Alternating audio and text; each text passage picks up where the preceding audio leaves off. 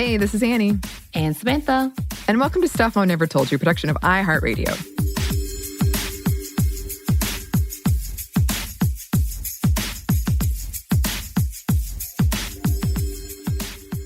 So before we get into this one, I do want to put a trigger warning in here for brief description of sexual assaults. And definitely maybe listen to this one before letting younger folks hear it. And this one is a bit of an emotional roller coaster. And I really want to emphasize this because I'm describing it as a reverse mullet. It's party in the front, but it's serious in the back. So I want to put that in there because it's really goofy at first, but it does take on a darker tone when we talk about sexual assault because we're talking about sex words in here and writing about sex, which is something that's been on my mind for a while, and I'll explain why in a second. But all right, big question of the day. Samantha, have you ever written a sex scene? No. We talked about this a little earlier. I have never written a sex scene. If I ever write anything, it alludes to it and moves on. Mm-hmm. So would you happen to have a favorite sex word or phrase? So I just really love the dumb stuff. So I don't really want to be too crass in things. So I will say things like, I just want someone to lay on me. Yes. And that's like my comments of, well, I can't have to find someone to lay you on me. Just who wants to lay on me? And that's my sex phrase. Yes, I've heard you use that, and you're the only person I know who uses that. You're welcome. I think it was from a Sex and the City episode where she was just talking about she just needed physical contact. I'm like, yeah, that's exactly kind of it. I just need that, just lay on me. I mean, I like it. Simple. I've been told it's not that sexy, but you know what?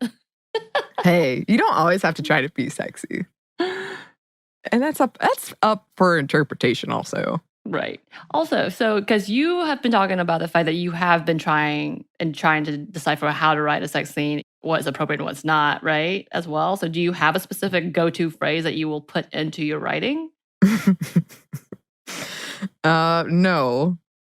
But so I have not read a lot of sex scenes, but this is so hilarious to me because this almost, now that I think about it, is reflective of my real life dating. A lot of times I read, fan fiction, and I love caring relationships. Mm-hmm. And I'm just innocently reading my what I think is non-romantic fan fiction, and then they're having sex. And I'm like, oh my God.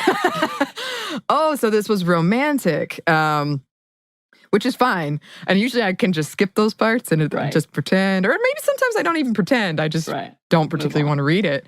But I have noticed several phrases that people use when they are writing those sex scenes. But I just say that because I feel like a lot of times I don't realize that I'm dating someone, at least in someone else's mind, until, oh, that's what you thought. And some of my extracurricular, and I accidentally typed sextracurricular activities when I first wrote this. And I was like, that is very appropriate. Me and some friends are writing a really over-the-top fantasy erotic short story for D&D, for Dungeons and Dragons. So just let that sink in for a minute. Yeah. This is not the most appealing thing to tell me about D&D, as you are like, you would really like it. And I'm like, I don't think I do. Well, I will say this is the first and probably only time I will feature this.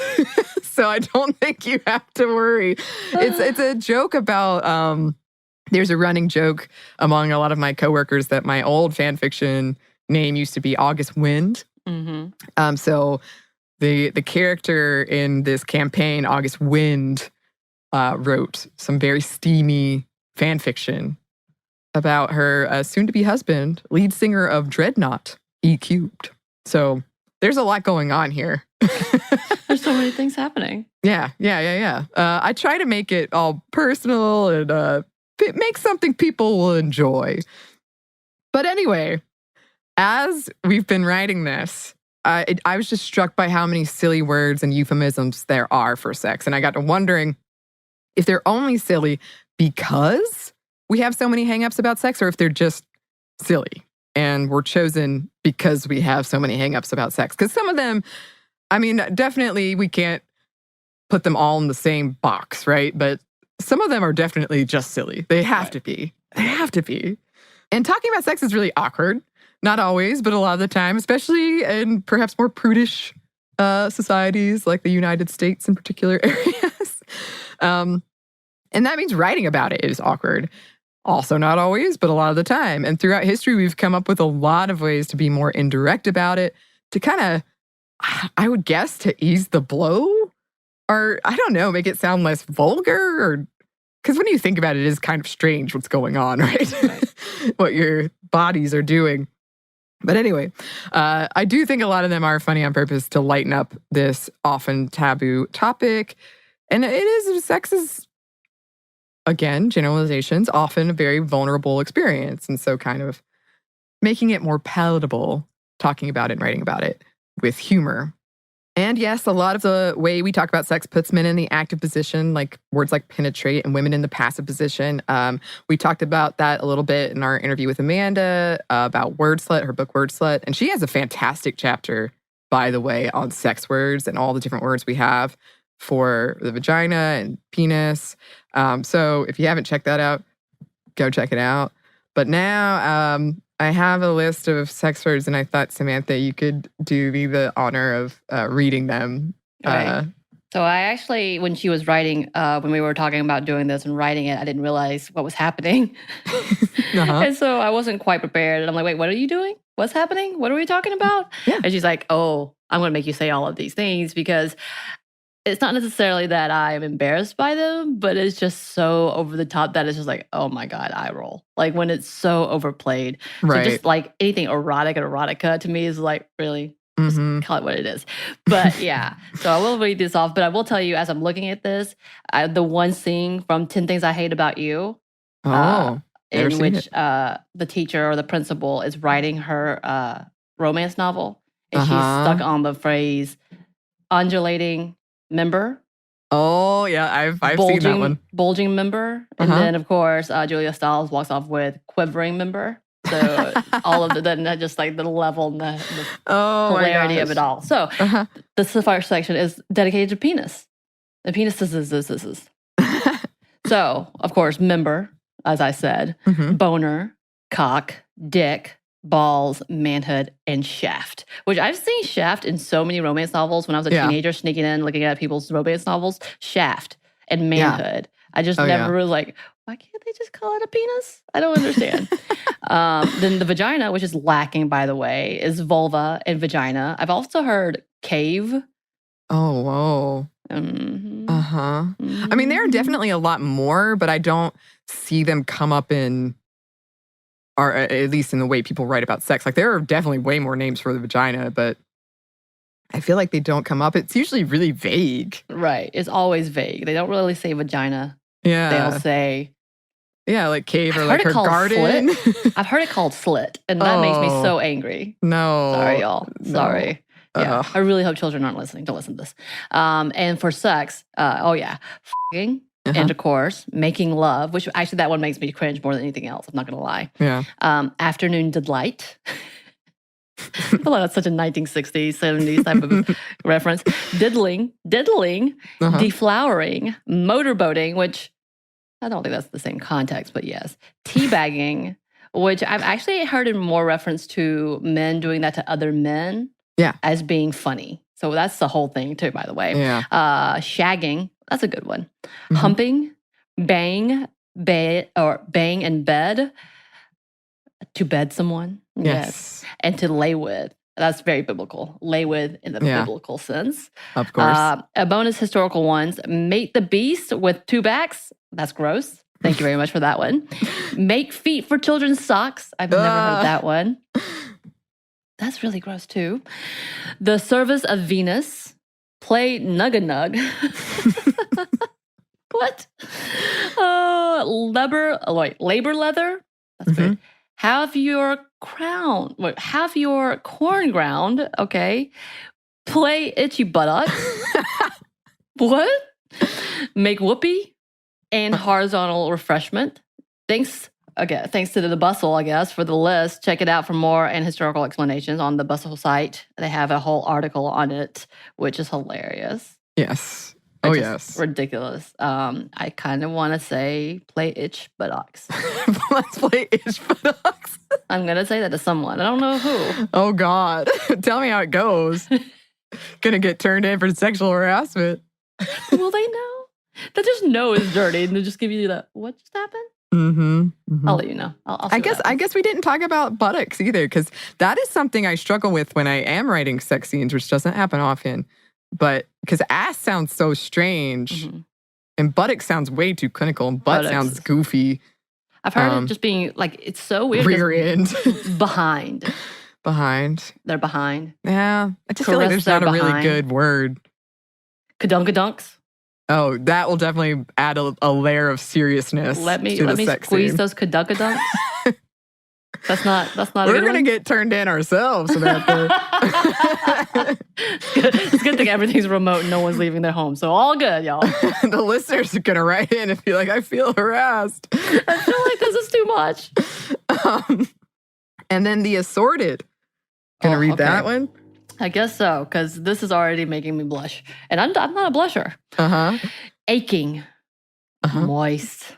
Ample. Grind. A rock. Which, by the way, that's kind of the whole like bulging member thing. Thrust. Tantalize. Tease. Stroke. Seduce. Need? Need. I heard need. That just sounds painful. Tug. Cup. Yank. Arouse, ravish, pleasure. You're turning so red right now. I know. Y'all, I'm not the one turning red. She wrote this. I did. And she's turning red. Ravish, pleasure, blowing, climax, swelling, moan, gyrate. It looks like you're about to try to plug your ears, by the way.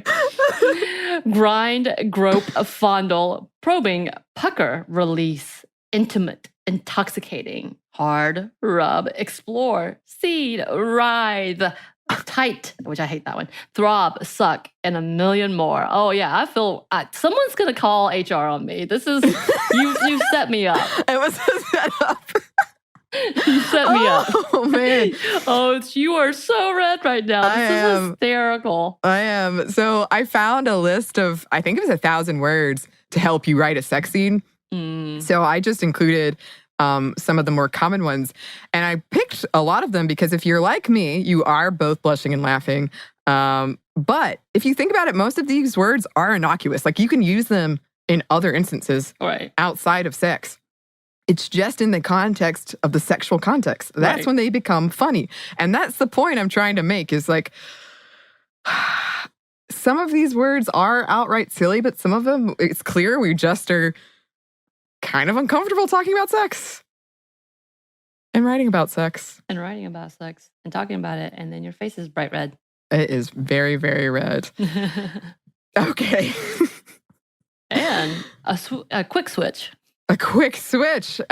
So this is something that's been on my mind for a while. This is where the dark part of the episode comes in. So if you don't want to hear it, you can click away. You can leave on that happy note and you'll be totally good. If you got a really funny saying, please send that to us. Yes. If you have funny words or phrases you particularly like.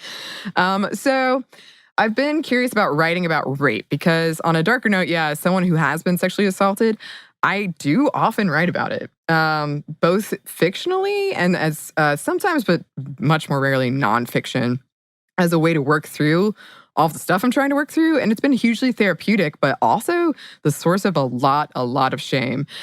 And honestly, me telling you this is huge because it's something I've been so ashamed of for so long. The first time I told someone, I sobbed and sobbed and sobbed and sobbed. And I felt so vulnerable and scared. And I was thinking about why would that be? And the answer is it's complicated. But when I was young, I had written this like extremely clunky and I'm sure terribly bad romance. And it didn't have sex, but it had some foreplay. And one of my abusers found it and he read it aloud in front of people. And I was so embarrassed. And later he would use it as proof that I wanted to have sex. And that really, really messed with my head. And that's why I burned. Everyone's like, why did you burn everything you wrote in high school? That's why. I didn't want anybody to find it. And also when I was young, but a lot older than that particular instance, I had friends say that they refused to read anything with rape in it, particularly in fan fiction, because they find it disgusting.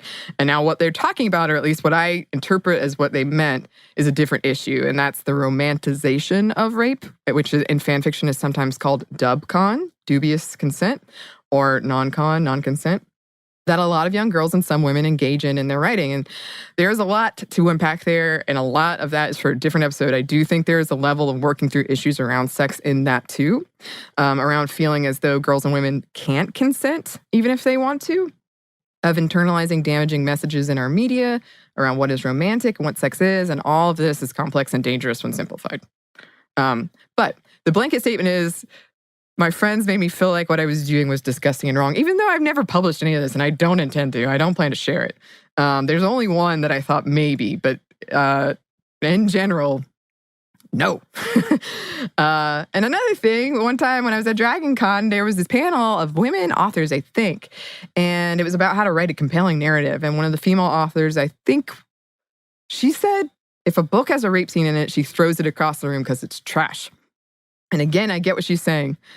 I think that if you're writing about rape in this romanticized way, usually by men, but not always, or even a graphic way that doesn't serve the story, that's not good art, and damaging, perhaps. And this goes back to the whole idea of what we talked about and what is and what should be.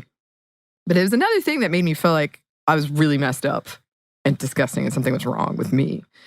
But I think the source of a lot of my shame is that writing is something I want to do and I enjoy. So if I get some form of enjoyment out of writing these dark, painful stories, then what does that say about me? Not that they're super graphic at all, but writing it down, even just the fact that I wrote it down makes me feel really conflicted. And sometimes I feel so much guilt at putting fictional characters through stuff that I'll just delete something. I'll just on impulse delete it. Or I even wrote a story about an alternate universe where one version of me was never assaulted and her world collided with a version of me that had. And she had to decide whether or not to practice empathy. And in the end, she did it. Ugh. Right. I think there's a lot to be said about how we view trauma. Again, this is that same narrative where we talk about it's not a one-size-fits-all. Yeah. And I've talked to people about just content in general, and you are doing this for your own. If it's released to the public feel like they own it. Right. And so there's that whole pick and choose point of who has ownership of it and who has the right to do however and interpret however. So there's a whole lot of complications when it comes to art, when it comes to personal art, and when it comes to in fame, I guess is the way to say it, or notoriety at all. And then on top of that, just the mere guilt of surviving whatever it may be. So I think there's a lot of narratives in this conversation, because for me, it's never been a question. As much as I do write, my writing has always had a small part of my stuff, but I had a lot more to do with the trauma that I've seen in other clients. Yeah. But I still step away from any sexual content because I am so over the top concerned about that for myself and just what is sexualized and how it is perceived. And yeah, it's that narrative of okay, what we've seen and how we see it is this BDSM level of entertainment. And though BDSM can be enjoyed in consenting adults, it's fantastic, but to be used as a form of control for others. There's a new Netflix show that has been released that has a BDSM theme to it, I believe, and it kind of has that same narrative. And people are very upset because they feel like this gives permission and gives this false reality that's what women want. But so it is. It's this romanticizing of force and rape, and why in this culture, why it's important to see who is telling that story and why it's important for that story to be told and how. But yeah, it's a really complicated conversation. It is. And I would love to come back and talk about it more with research and stuff. This is just something that I've been dealing with a lot. And there is a lot of conversation as well about writing about rape professionally or even talking about it professionally. The argument of using victim versus survivor, the prevalence of using passive voice, the ethics of writing about it at all, and who controls the narrative. So there is a lot we could talk about there, and I would love to return to it. And yeah, thanks for letting me share. I feel like it's a big thing. It is. And I hope that some other people who maybe feel guilt about writing about their own experiences, maybe it makes them feel less alone. Yeah. So that was our... Yes, listeners, you are not alone. No, you're not. And we appreciate so much that you listen and that we can have these connections with you. And this was our reverse mullet episode. I hope you enjoyed it. And if you do have a sex word or phrase that you love to use or you think is just really funny that we didn't mention, oh my gosh, please send them in. Please, please, please. Our email is stuffmediamomstuff@iheartmedia.com. You can also find us on Twitter at momstuffpodcast or on Instagram at Stuff Mom Never Told You. Thanks as always to our super producers, Andrew Howard and JJ Posway. Sorry, guys. Yes, sorry, and thank you. And thanks to you for listening. Stuff Mom Never Told You is a production of iHeartRadio. For more podcasts from iHeartRadio, visit the iHeartRadio app, Apple Podcasts, or wherever you listen to your favorite shows.